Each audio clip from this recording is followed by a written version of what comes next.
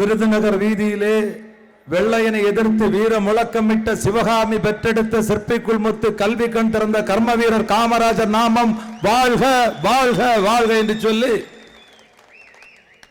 தமிழக காங்கிரஸ் கமிட்டி சார்பாக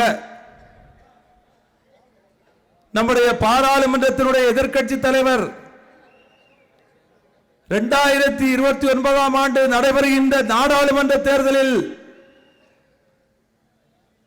மக்களால் தேர்ந்தெடுக்கப்பட்டு பிரதமராக அமர்த்தப்படவிருக்கின்ற மதிப்பிற்குரிய ராகுல் காந்தி அவர்களுடைய வழிகாட்டுதலோடு அன்னை சோனியா காந்தி அம்மையார், அகில இந்திய காங்கிரஸ் கமிட்டியினுடைய தலைவர் மல்லிகார்ஜுன கார்கே அவர்கள், மதிப்பிற்குரிய அகில இந்திய காங்கிரஸ் கட்சியினுடைய பொதுச் செயலாளர் கே.சி. வேணுகோபால் அவர்கள், அன்னை பிரியங்கா காந்தி அவர்களால் நியமிக்கப்பட்டு தமிழக காங்கிரஸ் கமிட்டியில் மீண்டும் புத்துணர்ச்சி பெறுவதற்காகவும் அடித்தட்டில் இருக்கின்ற காங்கிரஸ் கடையோடி தொண்டரும் தன்னுடைய மூவர்ண கொடியை தூக்கி தோளில் நிமிர்ந்து பிடிக்கக்கூடிய அளவில் இன்றைக்கு நியமிக்கப்பட்ட மதிப்பிற்குரிய தமிழக காங்கிரஸ் கமிட்டியினுடைய தலைவர் மாணிக்கம் தாகூர் அவர்களுடைய தலைமையில்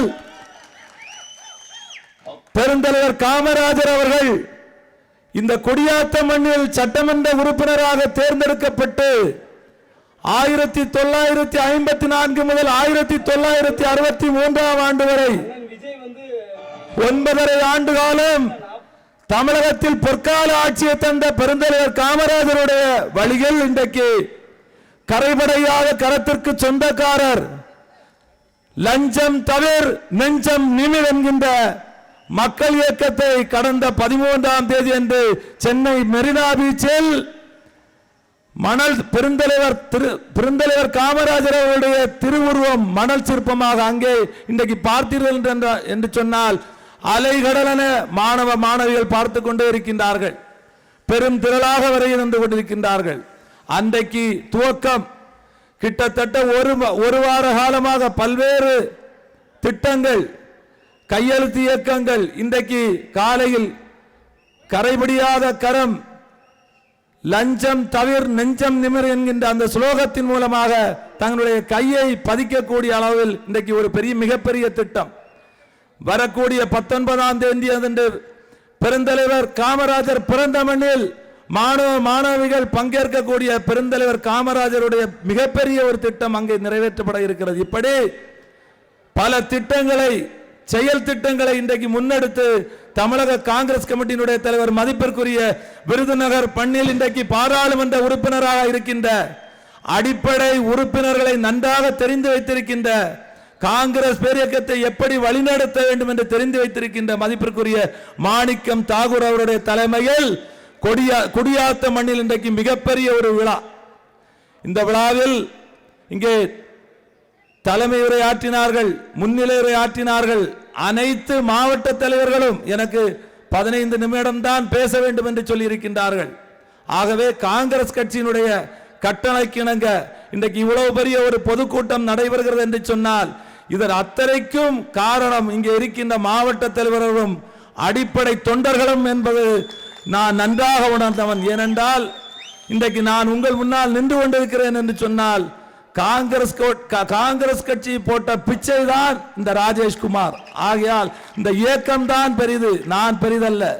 ஆகவே இன்றைக்கு எனக்கும் இங்கே எனக்கு முன்னால் இருக்கின்றார் மதிப்பிற்குரிய உயர்கல்வித்துறை அமைச்சர், மதிப்பிற்குரிய கக்கன் வழியில் செயல்பட்டு கொண்டிருக்கின்ற மதிப்பிற்குரிய அண்ணன் விஸ்வநாதன் அவர்களும், அதே போல் எனக்கு முன்னால் பேசிய மதிப்பிற்குரிய எங்களுடைய மண்ணின் மைந்தர் முன்னாள் தலைவர், நம்முடைய நெஞ்சமெல்லாம் வீட்டிருக்கின்ற வசந்தகுமார் அவருடைய அருந்தகை புதல்வர், எங்கள் மண்ணுடைய மைந்தர் பாராளுமன்ற உறுப்பினர் விஜய் வசந்த் அவர்களும் இங்கே இருக்கின்றார்கள்.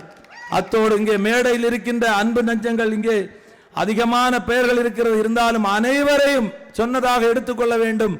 காலத்தின் அருமை கருதி உங்கள் அத்தனை பேருடைய பெயர்களை நான் சொல்லி என்னுடைய பணிவான வணக்கங்களையும் தெரிவித்துக் கொண்டு, எனக்கு முன்னால் இங்கே பெரும் திரளாக கூடியிருக்கின்ற மதிப்பிற்குரிய அன்பு சகோதர சகோதரிகள், காங்கிரஸ் கட்சியினுடைய மாவட்ட தலைவர்கள், காங்கிரஸ் கட்சியினுடைய மூத்த தலைவர்கள், காங்கிரஸ் கட்சியினுடைய வழிநடத்தி கொண்டிருக்கின்ற அனைத்து துணை அமைப்பினுடைய தலைவர்கள், இன்னும் அன்பு சகோதர சகோதரிகள், பெரியோர்கள், தாய்மார்கள், இளைஞர் காங்கிரஸ், மாணவர் காங்கிரஸ் என்று பல அமைப்புகளில் இருந்து சேவாதள அமைப்பு உட்பட அத்தனை அமைப்புகளுக்கு மீண்டும் ஒருமுறை என்னுடைய வணக்கங்களை தெரிவித்துக் கொண்டு இன்றைக்கு நடைபெறுகின்ற பொதுக்கூட்டத்தை பொறுத்தவரையில், என்னை பொறுத்தவரையில் பெருந்தலைவர் காமராஜர் வழியில் என்றைக்கும் காங்கிரஸ் கட்சி தமிழகத்தில் பீடு நடை போடும். ஏனென்றால் இங்கே 1967க்கு பிறகு கிட்டத்தட்ட 59 ஆண்டுக்கு பிறகு இங்கே இருக்கின்ற தொண்டன் என்ன விரும்பினானோ அது நிறைவேறப்பட்டிருக்கிறது. இன்றைக்கு 2 அமைச்சர்கள் நிச்சயமாக பெருந்தலைவர் காமராஜர் கண்ட கனவு, இங்கே இருக்கிற கடைகோடி தொண்டனுடைய கனவு தமிழகத்தில் காங்கிரஸ் கட்சி ஆட்சி அமைக்கும் என்கின்ற அந்த கனவோடு நாம் செயல்படுவோம். ஏனென்றால் நம்முடைய செயல்பாடு என்பது மற்றவர்கள் திரும்பி பார்க்கக்கூடிய அளவில் இருக்க வேண்டும். அந்த செயல்பாடு இருக்க வேண்டும் என்று சொன்னால் நம்முடைய அடிக்கட்டமைப்பு, நம்முடைய வாக்குச்சாவடி அளவில், நம்முடைய பேரூராட்சி, ஊராட்சி அளவில் காங்கிரஸ் கட்சியை பலப்படுத்த வேண்டும். காங்கிரஸ் கட்சி பலப்பட்டால் நிச்சயமாக இங்கே இருக்கின்ற ஒவ்வொருவரும் தலைவராக வருவார்கள். ஏனென்றால் அதற்கு நான் தான் சாட்சி. ஆகவே இங்கு இருக்கின்ற அனைவர்களும் ஒன்றே ஒன்றை மட்டும் நீங்கள் தெரிந்து கொள்ள வேண்டும். வரக்கூடிய உள்ளாட்சி மன்ற தேர்தல் அதிகமான இடங்களை பெற்று அனைவரும் கை சின்னத்தில் போட்டியிட்டு ஒவ்வொரு கிராமங்களிலும் காங்கிரஸ் கட்சியினுடைய தலைவர் இல்லாத கிராமமே இருக்கக்கூடாத அளவில் நீங்கள் வெற்றி பெற வேண்டும்.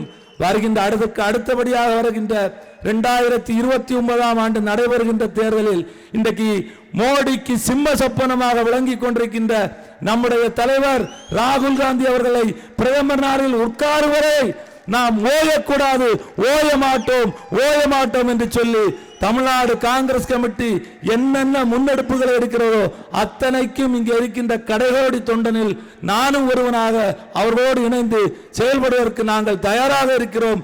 எங்களை பயன்படுத்திக் கொள்ளுங்கள் என்று கேட்டு இந்த வெற்றி விழா, இது முதல் துவக்க விழா இங்கிருந்து துவங்குகிறது. நிச்சயமாக காங்கிரஸ் கட்சி ஒரு கட்டத்தில் ஆட்சிக்கு வரும், அதில் எந்த சந்தேகம் கிடையாது. இது முதல் துவக்கம் என்பதை சொல்லி விடைபெறுகிறேன். நன்றி, வணக்கம், ஜெய் ஹிந்த்.